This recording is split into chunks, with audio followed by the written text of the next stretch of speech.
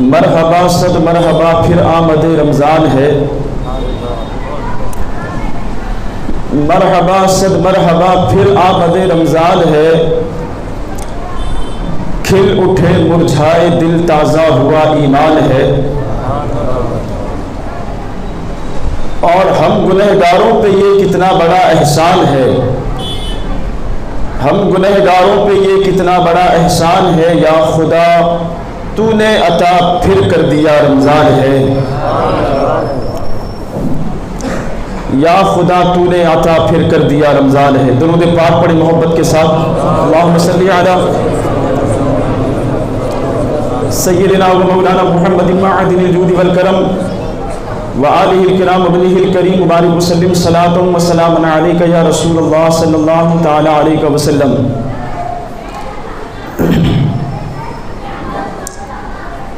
ماہ رمضان کا آغاز رحمتوں اور برکتوں کے سائے میں جمعہ کے ساتھ،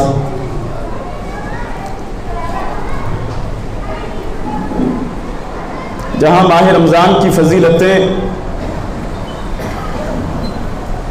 وہیں جمعہ سید الایام،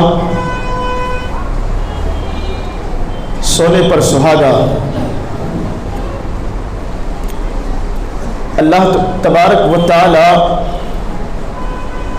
ماہ رمضان کے ایک ایک جمعہ میں امت محمدیہ کے لاکھوں گنہگاروں کی مغفرت فرما دیتا ہے۔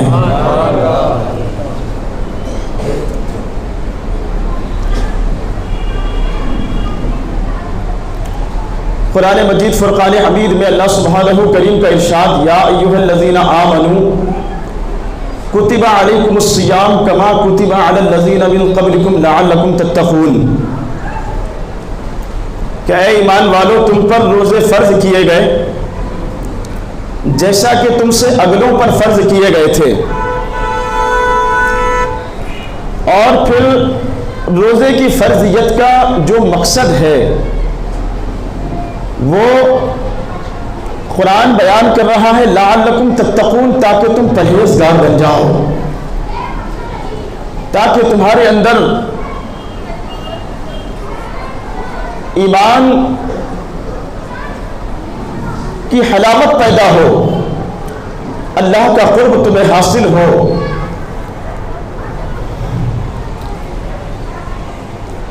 لعلکم تتقون، تاکہ تم پرہیزگار بن جاؤ۔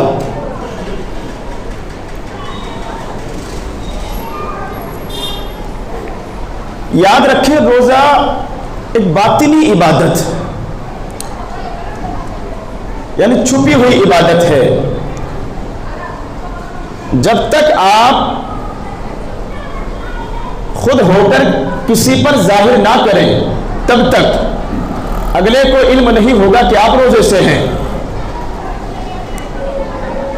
اسی لیے اللہ تبارک و تعالی نے روزے پر اجر و ثواب بھی زیادہ رکھا۔ فرمان رسالت ہے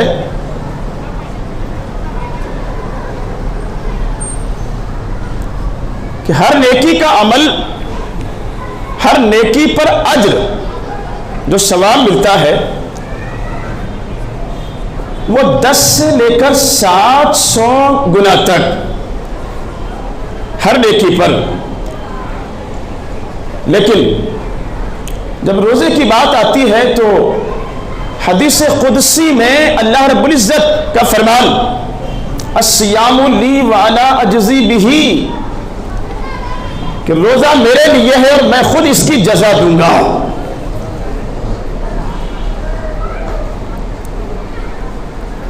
آپ کہیں گے کہ نماز بھی تو اللہ کے لیے ہے، ہم نمازیں بھی اللہ کے لیے پڑھتے ہیں، حج بھی اللہ رب العزت کے لیے کیا جاتا ہے، زکوٰۃ بھی ہم اللہ تبارک و تعالیٰ کی خوشنودی حاصل کرنے کے لیے دیتے ہیں، دیگر ساری جو عبادتیں ہیں وہ سب کے سب اللہ تبارک و تعالیٰ کے لیے۔ تو پھر روزے کے لیے الگ سے کیوں کہا گیا کہ الصیام لی وانا اجزی بہ؟ روزہ میرے لیے ہے، رب فرما رہا ہے، اور میں ہی اس کی جزا دوں گا۔ ہم سوال کرتے ہیں رب کی بارگاہ میں، اے خالق ارض و سما، ہم نمازیں بھی تو تیرے ہی لیے پڑھتے ہیں، زکوٰۃ تیرے ہی لیے ادا کرتے ہیں، حج تیرے ہی حکم پر، صدقات و نوافل بھی تیری رضا کے لیے ہم کرتے ہیں، پھر روزے کی خصوصیت کیوں؟ تو رب کی حکمتیں ہمیں جواب دیتی ہیں، دیگر جو عبادتیں ہیں روزے کے علاوہ، اس میں ریاکاری ہو سکتی ہے، دکھاوا۔ نمازوں کے علاوہ جو عبادتیں ہیں اس میں ریا شامل ہو سکتی ہے۔ مثلا نماز پڑھتے ہوئے بندہ یہ خواہش کرے کہ لوگ مجھے دیکھیں اور مجھے نمازی کہیں، صدقات و خیرات ادا کرتے ہوئے کسی کے دل میں یہ خیال آ جائے کہ لوگ میری تعریف کریں کہ دیکھو یہ کتنا بڑا سخی ہے، حج کرتے ہوئے یہ بات پیدا ہو سکتی ہے۔ لیکن روزہ جو ہے یہاں ریا نہیں ہے، سمجھ رہے ہیں آپ حضرات؟ روزے میں ریا نہیں ہے، دکھاوا نہیں ہے، یہ خالص چھپی ہوئی عبادت، باطنی عبادت۔ آپ جب تک ہو کر کسی کو نہ بتائیں تب تک پتہ نہیں چلنے والا۔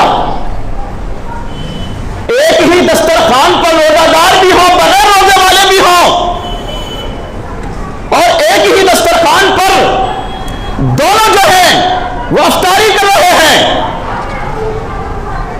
روزہ دار بھی ہے، بغیر روزہ دار بھی ہے، دیکھنے والا کیا سمجھے گا؟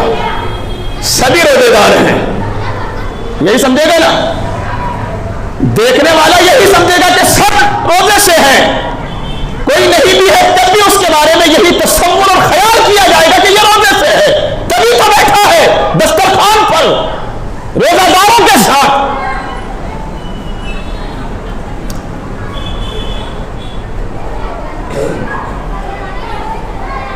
جب تک ہو کر نہ آپ بتائیں کسی کو تب تک نہیں پتہ چلنے والا، اور اسی لیے چونکہ یہ باطنی عبادت ہے،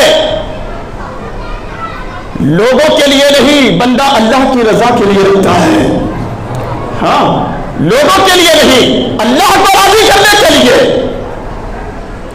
اور پھر ایمان کتنا مضبوط ہو جاتا ہے نا ماہ رمضان میں، ایمان میں کیسا نکھار پیدا ہوتا ہے، گلو پیدا ہوتا ہے، کیسی تازگی آتی ہے۔ 14 گھنٹے کے روزے ہیں، اس سے کچھ کم یا زیادہ، گرمی کا ماحول اور موسم ہے، پیاس کی وجہ سے گلے سوکھ جاتے ہیں، گھر میں کوئی دیکھنے والا نہیں، آپ اکیلے ہیں، دوپہر کا وقت ہے، دروازہ بند کر کے پانی آپ کے سامنے ہے، کھانا آپ کے سامنے ہے، چاہے اگر تو چھپ کر کھا سکتے ہیں، پی سکتے ہیں، کون ہے دیکھنے والا؟ لیکن اللہ کا خوف، اللہ کا ڈر وہ آپ کو محسوس کراتا ہے، کوئی ہو یا نہ ہو، کوئی دیکھے یا نہ دیکھے، رب دیکھ رہا ہے، ہاں کوئی دیکھے یا نہ دیکھے، رب دیکھ رہا ہے، اللہ دیکھ رہا ہے۔ تو روزہ دار کا ایمان اس قدر مضبوط ہو جاتا ہے کہ وہ بھوک کو برداشت کرتا ہے، پیاس کو برداشت کرتا ہے، تکالیف پر صبر کرتا ہے، جب تک روزہ کھولنے کا ٹائم نہ ہو جائے تب تک وہ غذا کو ہاتھ نہیں لگاتا۔ یہی وہ صبر ہے جو اللہ تبارک و تعالیٰ کی بارگاہ میں مقبول ہوتا ہے، اور پھر رب فرماتا ہے الصیام لی وانا اجزی بہ، روزہ میرے لیے ہے اور میں ہی اس کا صلہ دوں گا۔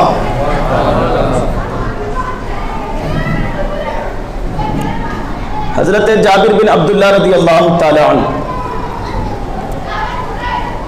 کہتے ہیں کہ رسول اللہ صلی اللہ تعالی علیہ وسلم نے ارشاد فرمایا، اللہ تبارک و تعالی نے اس امت کو 5 خصوصیات ایسی عطا فرمائی جو دیگر امتوں کو اللہ نے نہیں عطا فرمائی۔ 5 چیزیں اللہ تبارک و تعالی نے خصوصی طور پر، انعام کے طور پر اس امت کو عطا فرمائی، وہ اور کسی امت کو نہیں دی گئی۔ کیا ہے وہ 5 چیزیں؟ جب رمضان کا چاند نظر آتا ہے، جیسے ہی ماہ رمضان کا آغاز ہوتا ہے، تو اللہ تبارک و تعالی اپنے ان بندوں پر جو ایمان کے ساتھ اللہ کی رضا کے لیے نمازوں کا اہتمام کرتے ہیں، رمضان کا چاند نظر آتے ہی جو ذکر و اذکار میں لگ جاتے ہیں، تسبیح و تحلیل میں لگ جاتے ہیں، تلاوت قرآن میں، رکوع و سجود میں لگ جاتے ہیں، اللہ کے حبیب علیہ السلام نے ارشاد فرمایا، اللہ تبارک و تعالی اپنے ان بندوں پر رحمت کی نظر فرماتا ہے۔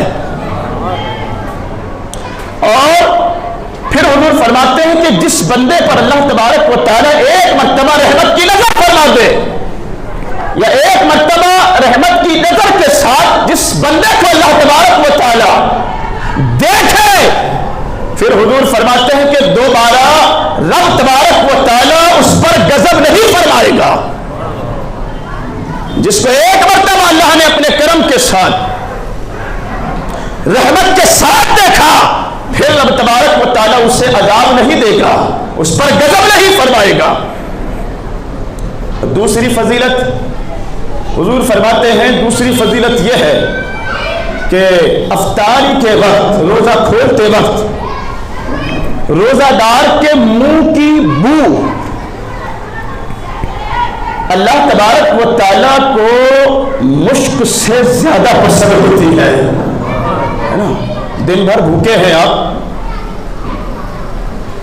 صبح صادق کے سے لے کر غروب آفتاب تک کچھ کھایا نہیں ہے، کچھ پیا نہیں ہے، آپ برش نہیں کر سکتے، منجن نہیں کر سکتے، تو ظاہر سی بات ہے نا، اتنی دیر تک بھوکے پیاسے رہنے کی وجہ سے لعاب کے اندر، منہ کے اندر ایک طرح کی بو جو ہے، اسمائل جو ہے وہ پیدا ہو جاتی ہے، لوگ اس سے گھن کرتے ہیں۔ لیکن سنو، تمہاری شان کیا ہے کہ زبان جس چیز سے گھن یا نفرت کرے، اللہ تبارک و تعالی اس بات کو مشک سے زیادہ پسند فرماتا ہے۔ یہ خاص کرم ہے اللہ تبارک و تعالی کا اس امت پر۔ تیسری خصوصیت حضور فرماتے ہیں جو اس امت کو عطا کی گئی اور کسی امت کو نہیں دی گئی، وہ تیسری خصوصیت یہ ہے کہ 2400 گھنٹے دن اور رات میں اللہ تبارک و تعالیٰ کے معصوم فرشتے آپ کے لیے رب کی بارگاہ میں اپنے ہاتھوں کو اٹھا کر آپ کی مغفرت و بخشش کا سوال کرتے ہیں۔ یہ خصوصیت اگلی امتوں میں سے کسی کو نہیں دی گئی۔ حضرت آدم علیہ السلام سے لے کر حضرت مسیح علیہ السلام تک کسی امت کو، کسی نبی کی امت کو یہ شرف نہیں ملا، یہ عزت نہیں ملی، یہ کمال نہیں ملا۔ آپ کو اللہ نے یہ شرف عطا فرمایا، امت محمدیہ کو اللہ نے یہ شرف عطا فرمایا کہ اللہ تبارک و تعالیٰ کے معصوم فرشتے وہ روزہ داروں کے لیے، تلاوت قرآن کرنے والوں کے لیے، نماز تراویح کا اہتمام کرنے والوں کے لیے اللہ تبارک و تعالیٰ کی بارگاہ میں آپ کے لیے بخشش کا سوال کرتے ہیں۔ اور حضور فرماتے ہیں اللہ تبارک و تعالیٰ جس شخص کے لیے فرشتوں کی سفارش قبول فرما لے، پھر اس کی مغفرت فرما دیتا ہے۔ یہ بڑی خصوصیت۔ چوتھی جو خصوصیت ہے جو اللہ تبارک و تعالیٰ نے اس امت کو عطا فرمائی، وہ یہ ہے کہ رب تبارک و تعالیٰ جنت کو حکم فرماتا ہے کہ میرے بندوں کے لیے صبر جاؤ۔ جنت کو حکم فرماتا ہے کہ میرے بندوں کے لیے مزین ہو جا، میرے بندوں کے لیے صبر جا۔ جیسے کسی مہمان کا آپ استقبال کرتے ہیں نا، ہاں تو اسی طریقے سے خاص مہمان ہو اگر تو آپ اچھا بستر، اچھا کھانا، استقبال کے لیے ساری اچھی چیزوں کا انتظام کرتے ہیں۔ رب تبارک و تعالی جنت سے فرماتا ہے میرے بندوں کے لیے، روزہ داروں کے لیے مزین ہو جا، سجایا جاتا ہے جنت کو، نکھارا جاتا ہے جنت کو۔ اور رب فرماتا ہے میرے بندے روزوں کی وجہ سے دھوپ اور گرمی پر صبر کر کے تھکاوٹ کے ساتھ جب یہاں پہنچیں گے تو یہ جنت ان کے لیے آرام کی جگہ ہوگی، یہ جنت کے بستر اور جنت کے لباس اور جنت کی غذائیں انہیں فراہم کی جائے گی، تاکہ روزوں پر جو صبر انہوں نے کیا تھا، دھوپ کی سختی پر جو صبر کیا تھا، پانی کی قلت پر جو صبر کیا تھا، اس صبر کا انعام جو ہے اللہ تبارک و تعالیٰ فرماتا ہے ہم جنت میں انہیں عطا فرمائیں گے۔ اور پانچویں خصوصیت اللہ تبارک و تعالیٰ نے جو اس امت کو عطا فرمائی وہ یہ ہے کہ جب رمضان کی آخری رات ہوتی ہے، آخری رات، تو جن لوگوں نے ماہ رمضان کی قدر کی، ماہ رمضان کے روزوں کا حق ادا کیا، ماہ رمضان میں عبادت کا حق ادا کیا، تلاوت کا حق ادا کیا، ماہ رمضان کی جب آخری شب ہوتی ہے رب تبارک و تعالیٰ اپنے فرشتوں کو گواہ بنا کر فرماتا ہے جتنے لوگ بخشش کا سوال کر رہے ہیں، رب فرماتا ہے جاؤ میں نے سب کی مغفرت کر دی ہے۔ دو اور نعمتیں اللہ نے عطا فرمائی روزہ داروں کو، اور وہ دو نعمتیں کیا ہے؟ دو نعمتیں آپ کو دی گئی ماہ رمضان میں اللہ کی طرف سے، سمجھو اسے۔ وہ کیا ہے؟ جب روزہ افطاری کا وقت ہوتا ہے اس وقت روزہ دار جو دعا کرے اللہ کی بارگاہ میں، اس کی دعا اللہ کی بارگاہ میں قبول ہوتی ہے۔ بندے اور خالق کے درمیان سے حجاب ہٹا دیے جاتے ہیں، رکاوٹیں دور کر دی جاتی ہے، پردے ہٹا دیے جاتے ہیں، معاملہ ڈائریکٹ اب بندے اور رب کے درمیان ہے۔ تو وہ جو وقت ہوتا ہے نا، اس وقت کی اہمیت کو سمجھیں، اس وقت کی قدر کریں۔ شاپنگ میں ہم لگے ہوئے ہوتے ہیں، خریداری میں ہم اور آپ لگے ہوئے ہوتے ہیں، اور آپ یہ نہیں سمجھ پاتے کہ ابھی جو وقت ہے اس کی قیمت کیا ہے، اس کی اہمیت کیا ہے۔ لہذا وہ جو خریداری ہے، وہ جو شاپنگ ہے، اس کو کچھ لمحے پہلے ہی نپٹا لیا کریں، دن میں ہی کر لیا کریں، اور روزہ کھلنے سے 10 منٹ پہلے آپ مسجد میں پہنچ کر یا اپنے گھر میں ہی 100 مرتبہ استغفار پڑھیں، استغفر اللہ ربی من کل ذنب واتوب الیہ، یا استغفر اللہ الذی لا الہ الا هو الحی القیوم واتوب الیہ، یا سبحان اللہ وبحمدہ سبحان اللہ العظیم وبحمدہ استغفر اللہ۔ یہ اللہ کی تعریف اور حمد کے بہترین کلمات ہیں، اور ان میں استغفار بھی ہے۔ 100 مرتبہ پڑھنے کی عادت بنائے پورے مہینے بھر، اور پھر یہ پڑھنے کے بعد اللہ تبارک و تعالیٰ کی بارگاہ میں اپنے ہاتھوں کو دراز کر کے اپنا سوال پیش کرے، رب سے ندا کرے، مولا تو نے وعدہ فرمایا ہے کہ دعائیں قبول فرمائے گا، تیرا وعدہ ہے، یہ انعام تو نے عطا فرمایا ہے، لہذا جہاں نیکوں کی سنتا ہے مجھ گنہگار کی بھی قبول فرماؤ۔ کہو رب سے جہاں نیکوں کی سنی جاتی ہے، عبادت گزاروں کی سنی جاتی ہے، وہاں ہماری بھی قبول فرما۔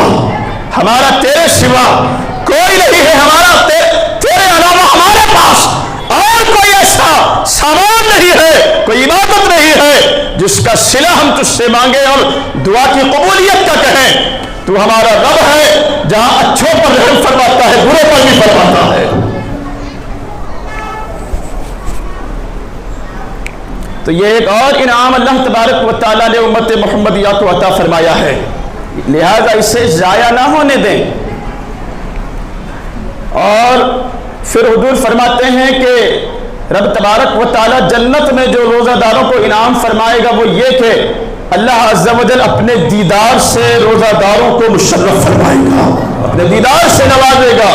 اور رب کا دیدار جب بندوں کو ہوگا تو وہ دنیا بھر کی ساری تکالیف جو ہے وہ ایک لمحے میں بھول جائیں گے.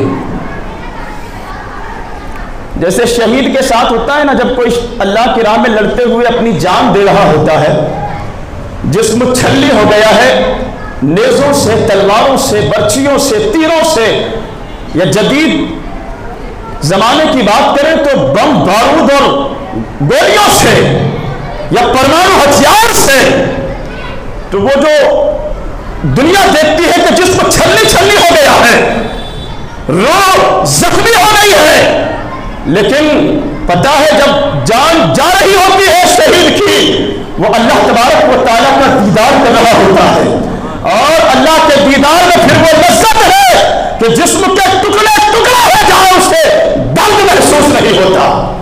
اور یہی انعام اللہ تبارک و تعالیٰ روزہ داروں کو عطا فرمائے گا. لہذا بالکل بھی ہمت نہ ہاریں، ہاں بالکل بھی ہمت نہ ہاریں، اور نفس امارہ کے بہکاوے میں نہ آئیں، شیطان کے وسوسوں میں نہ آئیں. دو روزے رکھ کر بہت سارے لوگ جو ہے وہ ہمت ہار جاتے ہیں کہ یار بس اب نہیں رکھا جائے گا. تو یہ وسوسہ ہوتا ہے ابلیس کی طرف سے، نفس امارہ کی شرارت ہوتی ہے، وہ تمہیں احساس دلاتا ہے کمزور ہو جاؤ گے، وہ تمہیں ڈراتا ہے. لیکن امام الانبیاء صلی اللہ تعالی علیہ وسلم کا فرمان ہے، اے لوگو، روزہ دار سے تم بیمار نہیں ہوگے بلکہ بیماریاں تمہاری اللہ اچھی فرما دے گا. فرمایا سومو تصحوا، روزہ رکھو صحت یاب ہو جاؤ گے. روزوں کی برکت سے اللہ تبارک و تعالیٰ صحت یابی عطا فرماتا ہے. جہاں روزے کے بے شمار دینی فوائد ہیں، جہاں روزے پر اللہ تبارک و تعالیٰ نے بے حساب اجر کا، ثواب کا، جنت کا وعدہ فرمایا ہے، یاد رکھیں وہی روزے کے بہت سارے طبی فوائد بھی ہیں. میڈیکل سائنس گھٹنے ٹیک چکا ہے اسلام کی اس عظیم الشان عبادت کے سامنے. بڑے بڑے سائنسدان، ریسرچ کرنے والے وہ اس نتیجے پر پہنچے ہیں. میں آپ کو بتاؤں، ہالینڈ کا ایک پادری ہے، ہالینڈ، جس کا نام ایلف کول، وہ کہتا ہے کہ میں نے شوگر، جن لوگوں کی شوگر بڑھ جاتی ہے یا کمزور یا کم ہو جاتی ہے، یا جن کے دل کی دھڑکنیں ایک جیسی نہیں رہتی، جنہیں ہارٹ اٹیک کا بہت زیادہ خطرہ ہوتا ہے، اور وہ کہتا ہے ہالینڈ کا پادری ایلف کول کہ بہت سارے معدے کے ڈائجسٹ کی جن کو پرابلم ہوتی ہے، بہت سارے مریضوں کو میں نے دیکھا اور ان پر تجربہ کیا، ایکسپیریمنٹ کیا ان پر. یہ مسلم نہیں، نان مسلم ہے، لیکن وہ کہتا ہے کہ میں نے روزے کے بارے میں جب پڑھا تو پڑھنے کے بعد وہ کہتا ہے کہ میرے شوگر، ہائی بلڈ پریشر اور جن کو دل کے دورے کا خطرہ ہوتا ہے، یا وہ لوگ جو معدے کے امراض میں مبتلا ہوتے ہیں، کھانا ہضم نہیں ہوتا اور کھانے سے جسم پر اچھے اثرات مرتب نہیں ہوتے، صحت نہیں ملتی، تو وہ کہتا ہے کہ جب میں نے روزے کے بارے میں پڑھا تو پھر میں نے اس کو ایکسپیریمنٹ کے طور پر کچھ لوگوں پر آزمایا، چلو دیکھتے ہیں کیا فائدہ ہوتا ہے روزے کا. اور اب یہ کہتا ہے کہ میں نے مسلسل یہ جو بیماریاں بھی میں نے بتائی نا، شوگر، ہائی بلڈ پریشر، معدے کے امراض، تو اس قسم کے الگ الگ مریضوں پر اس نے ایکسپیریمنٹ کرتے ہوئے مسلسل ان کو 30 روزے رکھوائے. کتنے؟ 30 روزے رکھوائے. آخر میں نتیجہ کیا نکلا؟ وہ کہتا ہے کہ میں نے دیکھا کہ جن کی شوگر کنٹرول میں نہیں ہوتی تھی، روزے کی وجہ سے شوگر کنٹرول میں آ گئی. دل کے مریضوں کی گھبراہٹ اور بے چینی میں جو لوگ مبتلا تھے، وہ کہتا ہے لگاتار 30 روزوں کی وجہ سے ان کے دل کی گھبراہٹ اور بے چینی ختم ہو گئی. اور جن کو سانس لینے میں دقت ہوتی تھی، معدے کے امراض کا سیدھا کنیکشن جو ہے وہ سانس کے ساتھ ہوتا ہے، تو کہتا ہے جن کو سانس لینے میں دقت ہوتی جن کی سانس پھول جایا کرتی تھی، وہ کہتا ہے کہ میں نے دیکھا کہ لگاتار روزے رکھنے کی وجہ سے ان کا جو ہے سانس ان کی درست ہو جاتی ہے، ان کی سانس کی تکلیف درست ہوئی۔ اور ایک انگریز جو ہے ماہر نفسیات سیگمنڈ فرائڈ، وہ کہتا ہے روزے سے جسمانی کھچاؤ، جو جسمانی اعضاء جو ہے کھچتے ہیں، وہ کہتا ہے روزے سے جسمانی کھچاؤ اور ذہنی ڈپریشن، جو لوگ قرض کی وجہ سے قرض لیا دینے کے سامان پیدا نہیں ہو پا رہے، بیماری کی وجہ سے، بچوں کے رشتوں کی وجہ سے، کاروبار نہ چلنے کی وجہ سے، کسی بھی وجہ سے رات کو جنہیں نیند کی گولیاں کھانی پڑتی ہے، گولیاں کھائے بغیر جنہیں نیند نہیں آتی، یہ ماہر نفسیات کہتا ہے روزوں پر ریسرچ کر کے میں نے دیکھا کہ روزوں کی برکت سے جو بڑے بڑے ذہنی ڈپریشن کے مریض جو لوگ تھے، جو چاہتے تھے کہ آتم ہتیا کر کے اپنی زندگی کا خاتمہ کر لے، روزے کی وجہ سے ان کا ڈپریشن ختم ہوا۔ نہیں بولو گے؟ جسمانی کھچاؤ اور نفسیاتی امراض کا خاتمہ ہوتا ہے روزوں کی برکت سے۔ تو پھر لوگ کہیں گے یار جو رمضان میں بیمار ہوتے ہیں وہ کس وجہ سے ہو جاتے؟ وہ جو ہے نا سحری اور افطاری میں دونوں وقت، ماہر اطباء کا کہنا ہے کہ جو لوگ بہت زیادہ تلی ہوئی چیزیں سحری میں بھی افطاری میں بھی استعمال کرتے ہیں، کھاتے ہیں، وہ اس غذا کی وجہ سے بیمار ہوتے ہیں۔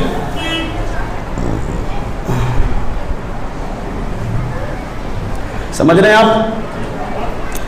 سحری کرتے وقت بھی جو ہے گھی کے پراٹھے، دہی پنیر وغیرہ خوب جو ہے وہ چکنی چیزیں وہ سامنے رکھی ہوتی۔ افطاری کا وقت ہے تو آپ کو احساس ہی نہیں ہوتا۔ حکیم الامت مفتی احمد یار خان نعیمی بھی فرماتے ہیں اپنے آپ پر توجہ دو، اپنے آپ کے ساتھ انصاف کرو، اپنے معدے کے ساتھ انصاف کرو، ظلم مت ڈھاؤ اپنے معدے پر۔ تم اللہ کی رضا کے لیے 14 یا 15 گھنٹے تک بھوکے رہے ہو، اور جیسے ہی روزہ کھولنے کا ٹائم آیا کیا ہوتا ہے دسترخوان پر؟ تلے ہوئے پاپڑ اور تلے ہوئے چنے، بہت زیادہ آئلی چیزیں، سموسے، کچوریاں، جلیبیاں، وہ ساری چیزیں آپ کے دسترخوان پر رکھی ہوتی۔ اب بتاؤ مجھے، آپ کے لگاتار 14 گھنٹے یا 14.5 گھنٹے یا 15 گھنٹے معدہ آپ کا خالی ہے، اور جیسے ہی آپ کو موقع ملا کھانے کے لیے آپ کیا ڈال رہے ہیں اس میں؟ ہاں، حکیم الامت مفتی احمد یار خان نعیمی فرماتے ہیں روزے اگر سردی میں ہو تو کھجور سے افطار کرو۔ وہ غذائیت اللہ تبارک و تعالیٰ نے رکھی ہے قرآن میں، سورہ مریم میں تذکرہ ہے۔ حضرت مریم جب حاملہ تھی، موضوع میرا وہی ہے، بات آ گئی تو سن لو، ہاں، تو فَكُلِي وَاشْرَبِي وَقَرِّ عَيْنَا، رب فرماتا کھاؤ یہ کھجوریں، یہ تمہارے لیے بھی صحت مند، تمہارے پیٹ میں جو بچہ ہے یہ اس کے لیے بھی صحت مند ہے۔ بس میسج ہے، کیا کھلانا چاہیے پریگنینٹ عورتوں کو آپ سمجھ جاؤ، موضوع نہیں ہے میرا بھی، کہا تم بھی کھاؤ، تمہارے لیے بھی فائدہ مند، تمہارے پیٹ میں جو بچہ اس کے لیے بھی فائدہ مند ہے۔ یہ قرآن کہہ رہا ہے، قرآن، اور قرآن کی اسی آیت پر عمل کر کے عیسائی دنیا، کرسچن دنیا، یہودیوں کے یہاں جب ان کی عورتیں پریگنینٹ ہوتی ہیں نا تو ان کو کھجور کھلاتے ہیں تاکہ بچہ صحت مند ہو۔ آپ کیا کھلاتے ہیں؟ میگی، ہاں وہ چائنیز، کھٹی املی اور میٹھے اچار، تو بچہ جب دنیا میں آتا ہے تو آلریڈی وہ بیماریاں ساتھ میں لے کر آتا ہے۔ کبھی بات کریں گے اس پر انشاءاللہ، درود پاک پڑھیں۔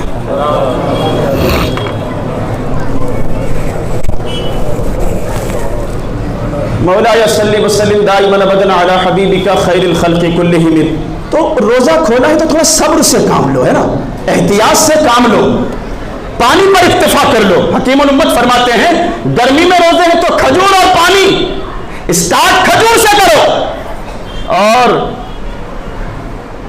نہیں، سردی میں فرماتے ہیں آپ کے روزے ہیں اگر تو کھجور لو، آپ اس سے شروعات کرو، اور گرمی میں اگر روزے ہیں تو معدے کا ٹیمپریچر آپ کا بڑھ جاتا ہے لگاتار سارا دن صبح صادق سے لے کر سورج ڈوبنے تک بھوک کی وجہ سے، تو اب پانی سے اس کی جو حرارت ہے وہ اس کو مٹھاؤ۔ یہاں بھی جو ہے بہت سارے لوگ وہ دن بھر جو ہے فریج میں رکھ کر جو ہے وہ بہت سارے مشروبات تیار کرتے ہیں الگ الگ، یہ لیمبو شربت امکا ڈھمکا ساری چیزیں، بہت زیادہ ٹھنڈے سے بھی بچیے۔ آپ کہہ رہے ہیں حضرت تو آج ڈاکٹر بن گئے، جو عالم ہوتا ہے نا وہ ڈاکٹر بھی ہوتا ہے، بولیں سبحان اللہ۔ جو عالم یا مفتی ہو وہ ڈاکٹر بھی ہوتا ہے۔ ہماری جو ڈاکٹری ہوتی ہے وہ قرآن اور حدیث کے ریسرچ پر ہوتی ہے، اور قرآن اور حدیث سے جو بات نکل کر آئے اس میں سائیڈ ایفیکٹ نہیں ہوتے، اور ڈاکٹرز جو دوائیاں دیتے ہیں اس میں سائیڈ ایفیکٹ ہوتے ہیں۔ علماء کرام جو بتاتے ہیں قرآن اور حدیث کا نتیجہ، اس میں سائیڈ ایفیکٹ نہیں ہوتے ہیں، اس میں صرف فائدہ ہی فائدہ ہوتا ہے۔ لہذا پانی سے شروعات کیا کریں، اور جو چیز آپ کا معدہ ایکسپٹ کرے ان چیزوں سے جو ہے آپ روزہ کھولنے کی کوشش کریں، بہت ساری بیماریوں سے بچیں گے انشاءاللہ۔ ہاں، اور روزے میں بھوک کا احساس ہو تب مزہ ہے، سمجھ رہے ہیں؟ بھوک کا احساس ہو تب مزہ ہے، پیاس کا احساس ہو تب مزہ ہے۔ بھوک اور پیاس کی شدت ہو، نفس آپ کو کہتا ہے کہ کاش مجھے پانی مل جائے، دل چاہتا ہے توڑ دو روزہ، اور پھر لڑائی چل رہی ہوتی ہے آپ کے اندر، نفس اور عقل میں لڑائی چھڑی ہے، جنگ چھڑی ہے اندر ہی اندر۔ نفس چاہتا ہے روزہ رکھوں گا ہی نہیں کل سے، لیکن عقل کہتی ہے چاہے موت کیوں نہ آ جائے روزے تو رکھتے ہی ہے۔ جنگ چھڑی ہوئی ہوتی ہے، اور ایسے میں جب آپ کا نفس آپ کو ابھارے گناہوں کے لیے، برائیوں کے لیے، اور آپ کی عقل کہے کہ سجدے میں جھک جاؤ، رب کو مناؤ، تو پھر اس عبادت کا جو اجر ہے وہ 700 گنا نہیں، اللہ فرماتا پھر میری مرضی کے مطابق ہوگا۔ تو سارے مہینے میں چاہتے ہیں کہ صحت مند رہیں، تو یہ ٹپس جو ابھی آپ کو میں نے بتایا ہے نا، اس پر عمل کریں گے انشاءاللہ۔ بے احتیاطی بالکل نہ کریں، بے صبرے بالکل نہ بنے افطار کے وقت، بعد میں تھوڑا سا جو ہے رک جائیں، آدھا گھنٹہ رک جائیں، اس کے بعد پھر کھائے پیئیں۔ معدے کو تھوڑا سا آپ نے پانی دے دیا، غذا دے دی ہے، کھجور دے دی، اب اس کو کنٹرول جب وہ آ جائے گا، اس کے بعد پھر اطمینان سے مغرب کی نماز ادا کریں، مغرب کی نماز کے بعد پھر کھائے پیئیں، اس سے انشاءاللہ آپ بیمار نہیں ہوں گے۔ تو یاد رکھیں، روزے کے جہاں بہت سارے اخروی فائدے ہیں، دینی فائدے ہیں، وہی روزے کے طبی فوائد بھی ہیں، بہت ساری بیماریوں کو روزہ ختم کر دیتا ہے۔ بقیہ گفتگو آنے والے ایام میں کریں گے انشاءاللہ، اور کل سے روزانہ بعد نماز ظہر درس قرآن کا بھی اہتمام رہے گا انشاءاللہ۔ اس میں درس قرآن کے ساتھ ساتھ قرآنی مضامین پر ہم گفتگو کریں گے، ساتھ ہی آپ کے دینی سوالوں کے جوابات بھی دینے کی کوشش ہوگی انشاءاللہ، ساتھ میں نمازوں کا پریکٹیکل طریقہ وغیرہ بھی سکھانے کی کوشش رہے گی انشاءاللہ۔ تو روزانہ ظہر کی نماز کے بعد ایک جمعہ چھوڑ کر باقی 6 ایام میں ہفتے میں یہ جو سلسلہ ہے یہ جاری رہے گا پورے رمضان انشاءاللہ، آنے کی کوشش کریں آپ حضرات۔ اللہ کریم ہم تمام کو ماہ رمضان کے فیوز و برکات سے مالامال فرمائے، آمین بجاہ نبی المرسلین۔ السلام علیکم۔ اس ویڈیو کو شیئر ضرور کیجئے، ہو سکتا ہے آپ کے ایک شیئر سے یہ بات کسی کے دل میں اتر جائے۔